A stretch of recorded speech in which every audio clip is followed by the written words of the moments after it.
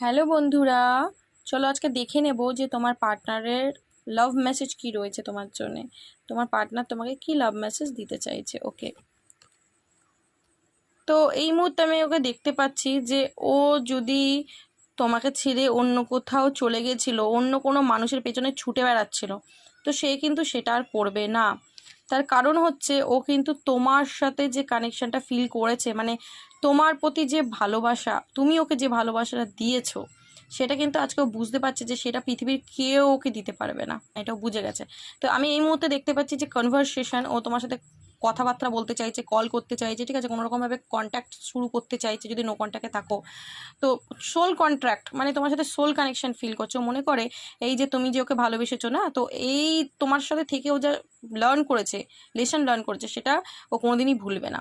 আজকে আমি ফরগিভনেসের এনার্জিতে ওকে আসতে দেখতে পাচ্ছি যে ও কিন্তু আজকে মানে একটা কি বলতো, মানে সরি ফিল করছে যে আমি পাস্টে যা করেছি সেটা অন্যায় করেছি, তো পাস্টের জন্য স্ট্রাগল করছে আমি এখানে দেখতে পাচ্ছি।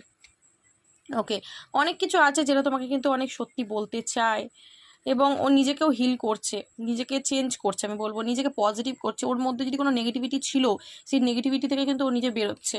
এবং এখানে কিন্তু রেসপন্সিবিলিটির কার্ডটা এসছে, তো ও কিন্তু এবার তোমার দায়িত্ব নিতে চায়, ঠিক আছে, তোমার সাথে আবারও সব সম্পর্ক ঠিক করে নিতে চায়, ঠিক আছে।